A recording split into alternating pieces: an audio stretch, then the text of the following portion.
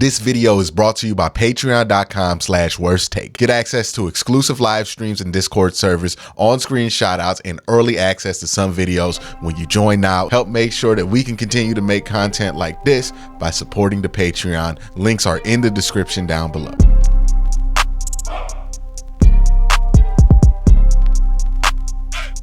So again, the Browns, we finally got our second look at the Browns starters, and I think there was some positives about what we saw. Not really very many negatives. Some things to consider when we get excited about some of the things that we're going to be excited about with what we saw. And then there were things that legitimately were eye-opening, right? You saw them in the first preseason game with the starters. You see it again, and you're legitimately excited about what you saw.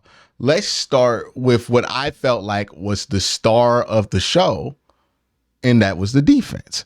They look tremendous. They look night and day different to what the Browns defense looked like last year.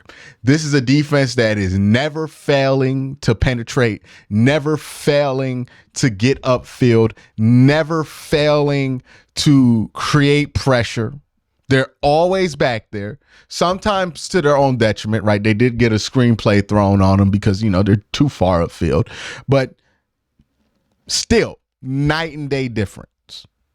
This defense looks a lot better, especially along the line of scrimmage. And what have we talked about all offseason? When you make the improvements to the defensive line, when you get better on the defensive line, that helps your secondary because then they can be more aggressive. And the Browns' first team secondary was able to be more aggressive. Juan Thornhill was able to crash in on a ball and get a pick six. You got tremendous defensive pressure with just Za'Darius, with just Dalvin Tomlinson looked incredible today. I think that's going to go very unsung, but he was getting some push, like some tremendous push. I really liked what I saw from him. I think that there's every reason to believe, based on everything that we saw, the joint practice with the Philadelphia Eagles, we heard about it. The first preseason game, we saw it. This preseason game, we saw it. When this first team defensive line gets out there, they are as good as anybody. Jason Kelce told us this in Philadelphia. We saw it for ourselves against the Commanders, and we saw it for ourselves in Kansas City. Now, again, you could take it with a grain of salt. There's going to be a way to take it with a grain of salt, right? Kansas City only had their starting offensive line in for one drive. They took their starting offensive line, parts of their starting offensive line out after that one drive. Still had starters in there for the remainder of the time that the Browns ones were out there, but it wasn't the full Kansas City Chiefs offensive line. And you can say that. You can also say that this wasn't the full Cleveland Browns defensive line because the best player on the defensive side of the ball for the Cleveland Browns, one of the best defensive players in the universe, Myles Garrett, wasn't out there. They've been able to look this real without Myles Garrett. Just Za'Darius Smith being out there shows you the upgrade that they have. Remember how pathetic this team has looked since 2018 when Myles Garrett, not even 2017, when Myles Garrett isn't on the field. I remember pointing this out in the watch parties during the games when Myles Garrett wasn't out there. Oh my gosh, it turned into a shit show because we couldn't get any pressure. This defensive line looked pacified without Myles Garrett. And they look like this, and Myles isn't even out there. That's a real reason to be excited. Now, will this continue in the regular season? I have no reason to believe it won't. Because again, we're not saying, these rookies look good in the preseason. We're saying Za'Darius Smith, a former Pro Bowl edge rusher, looks good. Dalvin Tomlinson, who's been in the league forever and been really good forever, looks good in the preseason. Shelby Harris, who's been in the league forever and looked good forever. And Myles Garrett, who's been in the Defensive Player of the Year conversation for 4 years in a row. We're not hoping. We know We have more than the benefit of the doubt here that defensive line is going to be significantly better. Jim Schwartz, also another factor in this. We know he can create good defensive lines. He's had it everywhere he's been. So this defensive line is something to be excited about. JOK now has the freedom to fly around. He looked like the dude that we saw at Notre Dame, the guy everybody excited. I'm really excited about what he's going to be able to do, especially once he gets competent linebacker play next to him. No disrespect to Jordan Kanasic, but he's just not Anthony Walker or Sione Takitaki. Once JOK gets that kind of support from his linebacker room, he's going to look tremendous. He already looks tremendous. We saw Denzel Ward out there. We saw Greg Newsome out there. We saw Martin Emerson out there for the first time. Martin Emerson caused the pick six. Well, it caused another interception. My bad. Not a pick six, but another interception, right? Real physical at the point of attack on the top of a route. Made sure he got his shoulder in there and jarred the ball loose that Ronnie McLeod, another new addition, was able to make. I love that the two safeties that we brought in free agency were able to make some plays. Because what was another issue with this defense? The safety play was awful. We were complaining about John Johnson III or Grant Delpit or Ronnie Harrison. We just had terrible safety play. We already have seen this year. Okay, you upgrade at Juan Thornhill, you upgrade here, and all of a sudden you're not worried about the same problems. Hell, your safeties actually made plays.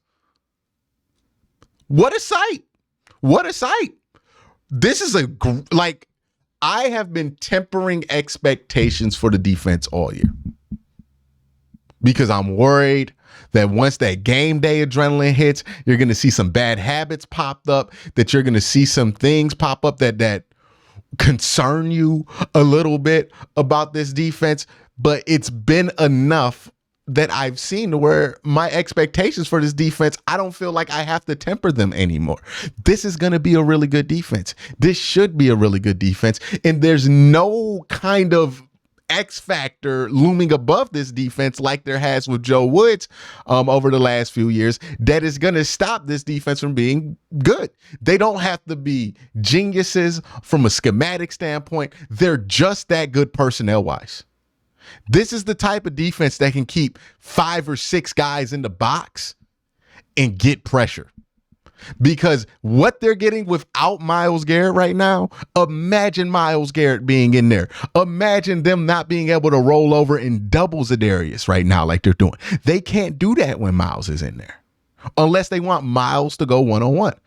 This defensive line looks really, really improved, really good. They look better than the Browns defensive line did last year. And all they're going to do once the regular season starts is add one of the best players in the universe. I see no reason this defense should not be successful this year. I've been tempering my expectations all year. I am no longer tempering those expectations. The speed on the defensive side of the ball is tremendous. This is a fast and this is a defense that's going to be fun to watch. Now, they're going to give up some 3rd and longs. They're going to get screened every once in a while, but this is going to be a fun defense to watch. An aggressive and fast athletic defense. When they're on and when this defense is on, nobody's going to be able to keep up with them on their speed level. This is a defense I think is going to be hard to attack vertically and horizontally. This is going to be a good defense.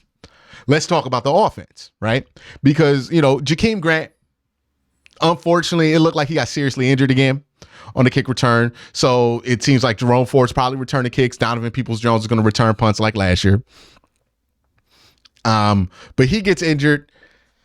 The Browns get out there, and in the first drive, Deshaun makes a good throw to Donovan Peoples-Jones in the middle of the field, and then Jordan Wilkins fumbles the ball. Again, anything that I see from these running backs, you have to remember, we're talking about guys who are fighting right now for the 3rd, 4th, and 5th spot on the team, and I'm going to be honest with you, the 3rd running back ain't on this team. I don't think Jordan Wilkins is it. I don't think, Demetric Felton is it, and I don't think John Kelly's it. I think they're going to find some guy that they liked in like the 6th round last year that got cut from a team, and then they're going to pick that guy up. It's not going to be anybody that you've heard of that all these rumors are about. It's probably going to be somebody who's relatively young that seems to be the Browns style and how they're going to go about it. So, and I would expect that 3rd running back position to be one of those positions that changes on the waiver wire all the time. So, yeah, you had the 2 fumbles from Wilkins. It was pretty obviously Wilkins' fault because No other running back was fumbling the snaps. I mean, you can say that like a handoff was high or low, but like NFL running backs should be able to adjust to a handoff not being perfect. That's literally, they're professionals. Like that shouldn't be a good excuse. So yeah, Jordan Wilkins, I don't imagine that looked good for him, fumbling those 2 snaps when nobody else did, right? And Deshaun looked like Deshaun, right? And I've seen people complain about it already, even though they scored 2 touchdowns. Like I imagine it's going to be hard to find things to be upset about. He hit David Njoku in the back of the end zone for a beautiful fade ball to the back pylon. I've been talking about this, that back pylon. They finally attacked it. That was great. You saw him in that Coop connection. Deshaun extends a play, finds Amari Cooper deep down the field, and is able to get a big gainer that way. So that was pretty good. That was pretty special that they were able to connect like that. And that was something to get really excited about. That was that vintage Deshaun Watson stuff, right?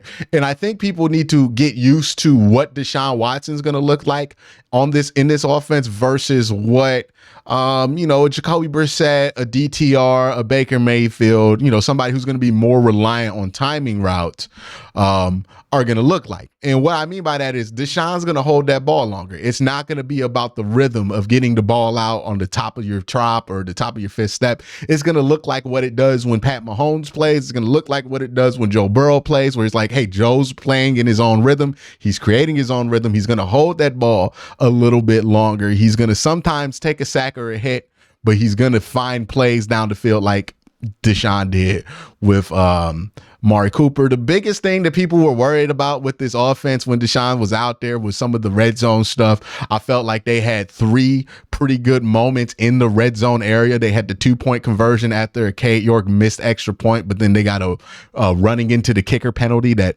pushed the ball up. So they went for 2. That went well. I think they were able to run the ball in. So good on them. Another run short yard conversion with John Kelly. So that was really nice there. And again, as I mentioned, the back pylon throw to David Njoku. So, you saw them get that success in the red zone. That's what you want to see. You're really excited about seeing that. Other than that, offensively, Deshaun looked comfortable. Deshaun looked like Deshaun, right? Every drive isn't going to be spectacular with any quarterback, right? Pat Mahomes doesn't have spectacular drives every time he's out there. But if you go back and you watch a Deshaun game from 2019, 2020, it looks like that. He looks like the same guy from 2019 and 2020. The real question I think people should ask is, instead of like fear mongering and wondering what if Deshaun gets back or if he gets back to 2020, we need to have an actual conversation of, hey, if Deshaun gets back to 2020 form, where does that actually stand in today's NFL? Because we talk about Deshaun when he left Houston was a top whatever quarterback, right? Top 5, top 8. And that's true. He was in 2020. But the thing that we don't account for is that the quarterback landscape changed dramatically in 2021 and 2022, right? Justin Herbert, Joe Burrow, Josh Allen all entered the elite quarterback scene. With those 3 names added into the conversation, where does Deshaun Watson lie? If he's back to 2020, if he's back to 2019, whatever version of him you fancy, where is he at? And that's what I want to ask you guys in the comment section down below. Where do you think that puts Deshaun at? Do you think the 2020 version of Deshaun is on par or better than Joe Burrow? Do you think it's on par with the Justin Herbert? Or do you think it's on par with the Josh Allen? Or you think it's somewhere below that? Is it more in that Dak Prescott range, right? Where do you think that version of Deshaun puts you quarterback wise in today's modern NFL landscape? Because in 2020, there was Pat Mahomes, there was Deshaun Watson, and that was really in Lamar Jackson. That was the young quarterback scene. It's tremendously. Trevor Lawrence is in that scene. Do you think Deshaun is going to be in 2020? Deshaun, is that better than what you expect from Trevor Lawrence this year? Right? Like, that's where we need to have this conversation. Where does that put you in the modern AFC? But it's pretty obvious to me that he's the same player.